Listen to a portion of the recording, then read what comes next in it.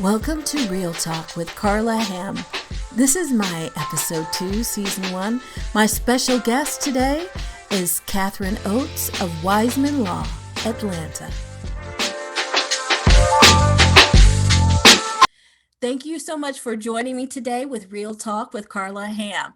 And I am here today with a very, very special guest. Her name is Katharine Oates, and she is with Wiseman Law. Hey, Katharine. Hey there, Carla. How are you doing today, this Sunday? I'm doing great. I can't complain. Did I take you away from the football game? No, I'm not a huge football fan, actually. Yeah, me neither. I told my husband to quiet down today while we go ahead and we got this podcast done. So why don't you take a moment to go ahead and introduce yourself? You know, I'm a real estate agent here in Metro Atlanta, and you are with a closing attorney. Tell us more. Yes, I am with Weissman, and we are a full-service law firm, but I focus my practice in the area of residential real estate. I do some commercial as well, and I help run the closing practice, and we have 18 offices. So while I sit in Buckhead, I work with all of our offices, and I've been doing this for almost 20 years now. 20 years, Katharine? Yeah, Oh, yeah, just gosh. about. I'm not quite to the 20-year mark, but I'm knocking on the door. Well, tell me what made you decide to go into this area of law? Yeah, so I grew up in a real estate family. My father was a realtor. Grew up just outside of Washington, D.C., and so he was licensed in D.C., Maryland, and Virginia, and his broker actually was part of our family as well. So we had real estate around the kitchen table. And then in high school, I worked actually as a receptionist in a real estate office. Oh, wow. And I've been doing investing since I was in my early 20s. And so it was just always sort of a natural progression and a natural step for me when I got my law degree to go into real estate. Oh, awesome. So it was a family business, basically. Yes, absolutely. So, you said you deal with both commercial and residential. Can you explain to Mhm. everybody the differences? Well, I'll explain. Of course, residential is the homes you live in, and commercial is business buildings and offices and things like that. But it's actually more expansive than that. Can you expand on that for me? Yeah, absolutely. So, residential, it can be for investment purposes or for places you live, as you mentioned. That's what we see a lot of. Most of when you look around at neighborhoods and things like that, that's what we consider residential. Then commercial can be anything from a single condo in an office building that's a one little office. It can be a warehouse. It could be a strip center, a mall. It could be a skyrise office building. Any non-residential real estate, you're probably going to be thinking of as commercial. Of course, we've got agricultural and things like that as well. But for the most part, all your retail business, that's your commercial real estate. Awesome. So I love it when my clients choose to close with you. Thank you. Um, We love that too, Carla. I love it because you guys are so attentive to my clients' needs, and you help them with a variety of different needs. Like, for example, I have a client that we're working with right now, partnering with, that had to go through probate. And your company even helped with that. Can you talk a little bit about that? Yeah, as I mentioned, we have lots of different practice areas at Weissman, probate being one of them. And before you can sell real property that you own, if you have passed away, your estate has to be established with the probate courts, and there has to be someone authorized on behalf of the estate to sell the property. And so there are various ways that can happen. You could do, a 6-hour CE class on probate and estate planning and all of those things. But basically, from our perspective, what we need to do is we need to make sure that the decedent's estate has been properly handled. There is a representative who can sign, and that we are handling the property in the way the decedent wanted. Yeah, absolutely. And the reason I bring that up, because I know when I go through my transactions with my buyers and sellers, they may think, well, and everybody just has the cutout version of what they think we do for a living. They think an attorney just does this and gets the papers signed, but they don't realize that can help facilitate things like even like a quit claim if somebody needs to transfer the property out of one name into another. Can you expand on that kind of thing? Yeah, I mean, there are lots of different aspects of real estate and what a real estate attorney does in preparation for a closing. What we primarily need to make sure we're doing is that we are clearing the title.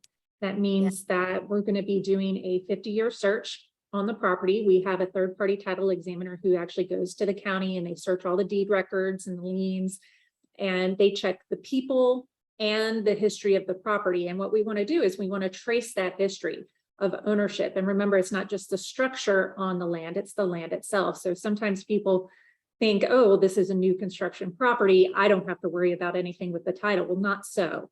Because Uh-huh. the land has been there longer than the structure on which it is sitting, or the land has been there Yeah. longer than the structure itself. So we have to make sure that that land has been transferred and that there is a clear chain, what we call chain of title. And so that's each owner to owner to owner of that land, to make sure that the ultimate person trying to sell the property actually owns it, that there are no liens against it. And then we are making sure that that new buyer is protected, so that when they make this huge investment, that they are not walking into a loss. So we need to make sure all the T's are crossed, I's are dotted, and that's a really, it can be a very complicated process. It can be. Can you give an example of how it can be more complicated than we would expect? Yeah, I mean, there, You don't have to give any names. no, no, no, I can't give any names. I know. Uh, I know. this past week alone, I was dealing with two different properties where there were what we call gaps in the chain of title. That means there was some interest, some owner at some point in the chain of title whose interest was never handled. So in one case, we had an individual who owned the property with one other person. Well, that individual died, Hmm. and the other person went on to sell the property, and then he was foreclosed on, or the Oh, next owner was foreclosed on. And the bank went on and they, there were 2 or 3 foreclosures and successive sales, but no one ever dealt with this other man's interest in the property. So you've had this property that has changed hands 5 or 6 times in the last 20 years, but this other man's estate had an interest in it still. So we had to go back, one, figure out that that had occurred, and then oh handle my it, gosh. and finding those heirs, finding what had happened, somebody who was still around who could handle that estate, getting quick claims from heirs and things of that nature. So I've had 2 deals like that just in the past week. So things can come Wow, up all the Catherine. time. Oh, wow. And see, you guys can't see, I forgot this is a podcast, but my mouth was just hanging open. I cannot imagine that it transferred that many times and nobody else caught it, but you guys did. Yeah, that's why And title insurance is so important. yeah, and that's why you are so important, because I explain to clients all the time. It's like, it's just not them when you have your closing fees, that's part of what the closing fees are doing, correct? Is Yeah, when you guys do the title search and all that good stuff. yep, that's right. Awesome. Well, I'm going to get more into your expertise, but we've been doing business together for a little bit. I guess about Yep, 10 years now, whenever yeah, my clients decide to choose you as a closing attorney, but why not? Because you're so good. thank And you. I was working at Keller Williams at the time, and you said you've had a 20-year career. What can I brag? Are you a partner? I am. Mhm. See, yeah. So she's made partner at Wiseman Law. And so tell me a little bit about you know what? I'm all about female empowerment. Tell me all about that and your career path. How has it been being a mover and shaker in law in Metro Atlanta? You know, I the mother of two daughters, so I also obviously am a big believer in anybody can do anything they want as long as they work hard. And that's what I've worked to do my entire career is I've worked hard. And, one of the things I love most about my job is being able to help people and being able to solve mysteries and solve problems Mm-hmm. and to get things done for buyers and sellers and for agents. And, one of the ways I've been able to build my business and my reputation in the business is always by being there for agents and being there for people when they need things. I've got Yeah. a pretty extensive contract background. Mm-hmm. And so I really work hard to help agents and realtors to make sure their contracts are bulletproof when things come up, to help find solutions and to help, preempt problems, to try and resolve things and help agents write contracts in a way that they protect their clients. And so that's really important to me. And that's how I've built my career, is by trying to help other people. And I find that when you focus on helping others, then a lot of great things come back to you. And that's how I was able to build a reputation. And I was with another law firm for many, many years. And, I had worked on the forms committee with Seth Weissman, and I've been able to get to know him over the years. And he wanted me to come work with him and see what we could do together over at Weissman. And so that's what I did. And I took a pretty major leap and change that I don't think many people expected I would ever do, but I did that. And so, I've loved every minute of it, but the steps I've taken in my career have not been without risk. And I just decided those were worth taking, because I don't think you can get very far if you're not willing to, put yourself out there and take those risks. So I find that moving forward without fear is always great, and setting yourself up to be in a position to help others, you really can't fail when you do that. That's awesome. So I'm going to make you expand on a couple of those points in sharing that. And thank you for sharing that. So first of all, snap, snap, snap. I am so proud of you. When I Thank found you. out you were moving there and becoming a partner, I couldn't be happier for you. And when we talk about risk, because what we do for a living, I know I'm managing my clients' risk tolerance all the time. Yeah. Right. So during the transaction, everyone is, if you're a seller or a buyer or an investor, they're taking a risk. And I manage them through that process, because there's all kinds of what ifs that go through their head. But when you apply that to life in general, I think that's a great way to go through life, is to look at the risk and try to consider what the payoff is. And I don't think that a lot of people consider the what if it all goes right. And Mhm.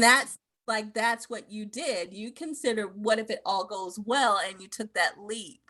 Right. That's awesome. Can you tell me a little bit more about how an attorney helps manage risk? We talked about with title search, we talked about with contracts. Is there any other way that attorneys help manage risk for the buyers or sellers?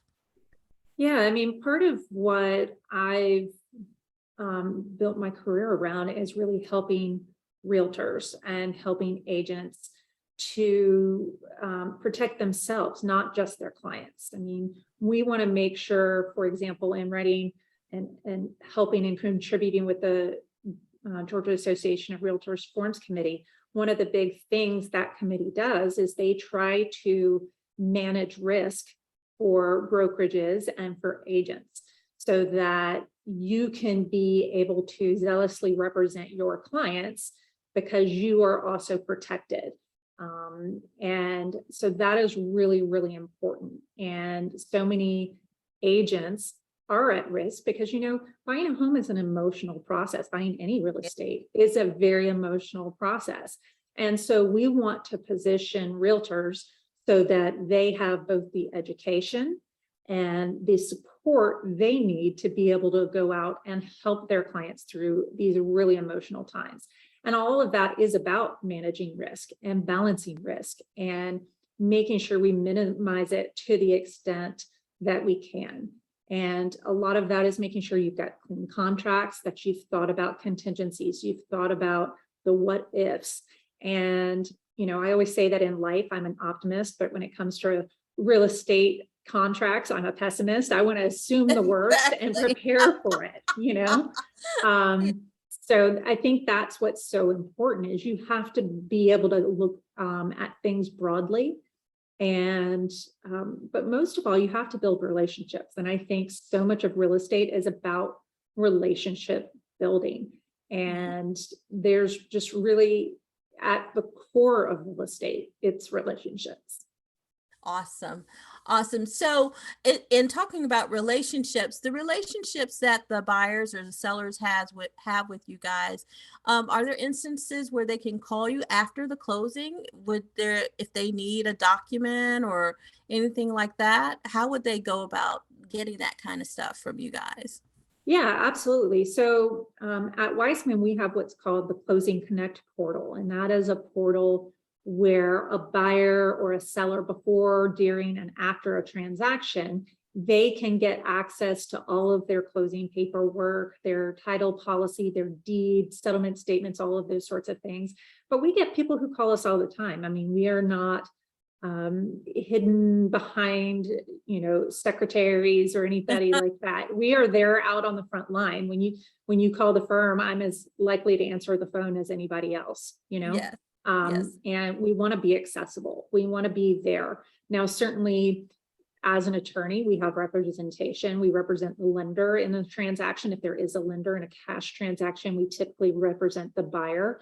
So whatever help we give post-closing will be limited to the extent that we can't have any sort of conflict of interest. But for the most part, people aren't adversarial, and that's not what they're looking for. They're looking for a deed, or they're looking to say, hey, I'm getting ready to sell this property that I closed with your office, and this, and that have happened. Can you help me prepare for that? And so we do a lot of that sort of thing.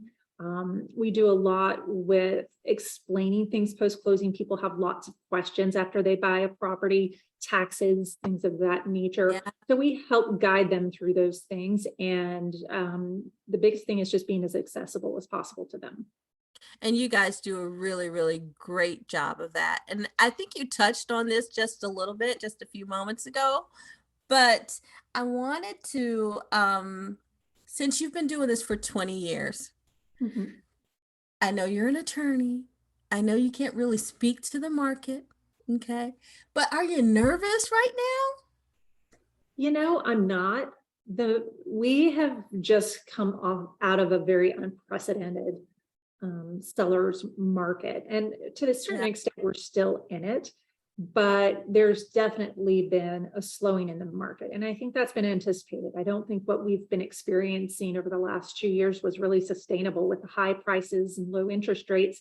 You've had buyers who were, you know, in this very historically unique position of having the power to buy.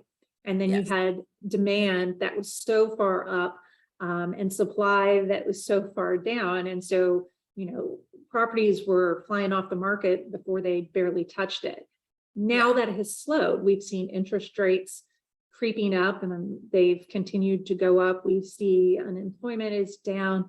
But one of the other big driving factors and the big things we see right now that builders are having a really difficult time building. One, prices and supply of materials is very difficult. So the supply chain is really struggling right now. We also see that builders are having a lot of trouble finding people to actually come in and work. You know, so it's just getting concrete to a property can take weeks, if not months right now, because just having the trucks and the people to bring it and to do the work. So what we see and what I kind of predict is that we're going to have very little new construction in the next year to 2 years. And we're already seeing that, builders talking about selling out their current supply and that they're not going to be building really, or even think about starting new projects until at least the end of 2023. That's going to have an impact on the housing market. That means we're going to have even less supply. And I think, so even though we have interest rates going up, we're going to see supply is going to continue to stay relatively low. But buying power is also down. So I think you're going to see a lot of people who are going to be cohabitating, so roommate situations. You're going to see a lot of people who are leasing because they can't afford to buy. And actually what we're seeing a lot of right now is we're seeing these new developments that are being built or bought out that are going to be all rentals, like an entire neighborhood of rentals. That is a new branch of the industry. So there are neighborhoods that from the time they're sent to the county to get approval to start the build, that they are set up to be new homes, but completely rentals. That is a new market that's coming here in Metro Atlanta. I've seen at least 5 or 6 of them that I've passed. And I mean, I passed when they were putting the infrastructure in for the entire neighborhood before they put a sign up. And it had on, and once the sign did come up, it already had rental properties on it before they had one stick on the ground. That's very true. Yeah, we're also seeing a lot of condo conversions. So where, you know, with COVID, one of the big things that has happened is we have a lot of people working remotely. So, you know, living in a city can become expensive. So we're seeing a lot more urban sprawl. You know, so we've got the buyers and millennials who are kind of moving out into the suburbs because they don't want to deal with traffic and those sorts of things. And they don't have to go into an office. So you've got these empty office buildings that are being converted into condos for people to live. So we're seeing a lot of that. And so, you know, obviously there's no more land. The land that's there, obviously there's some that still is undeveloped, of course, but we're starting to build up as much as we're building out. Exactly. And yes. So I think you will see a lot of that coming through, but, you know, from, you know, a market standpoint, I don't see a big crash coming. I think there's certainly a natural slowing. I think we're in a shifting market right now, but I don't see a major crash or anything like that coming in the next 3 to 5 years. I completely agree. What I'm telling my audience is that we're normalizing. So it's just going back to normal. And this holiday season, I'm seeing the normal kind of buyers out there, the normal kind of sellers out there, people who are having a life change or divorce, or, you know, maybe it's an estate sale where they have to sell the property, but it's just a normalizing of the market. Now, to speak to the new construction industry, I'll tell you a little bit about what I saw. So, you know, I was working in new construction as a realtor at the beginning of COVID in March of 2020. That's when I said, you know, I want to come back to regular real estate. But I had the builder that I worked for, they stopped building altogether. So there was like a 7 to 8 month period where they said they weren't going to build something unless they had it under contract, which further deepens the shortage that we're still going to be feeling for the next few years. I think I really, really do. But hopefully the conversion of commercial properties into residential properties will help take some of the pressure off of that gap for people. So that's awesome. So tell me a little bit about your big why. I think you hinted to it a little bit earlier, but I'd love to know what's your big why in life? Well, I think like most people, it's my family. It's my children. I have 2 amazing daughters, and everything I do is with them in mind and with making sure that I give them a life that is happy and that I set them up for success in the future. And, you know, as you know, you were once a teenage girl. It's not an easy thing. And so, you know, I just want to be there for my children and to show them that they can do anything they want. I'm a single mom, and I work, I work as hard as I can every day, and then I come home and I make dinner for my kids and I spend time with them. And so everything I do is with them in mind. That's awesome. And I can so relate to that. Mine are 27 and 24 now. You Did are I not tell you? old enough to have a 27 and 24-year-old, Oh, Miss Carla. I will be 52 this week. Well, I'm happy close. birthday. Well, thank you. But yeah, yeah, I'm old enough, believe you me. But I get that completely, and it's so funny how they really don't understand. They are the rocket fuel for our lives as moms, Mhm. especially when they're being difficult. It's like, you don't understand what you mean to me. But that's awesome.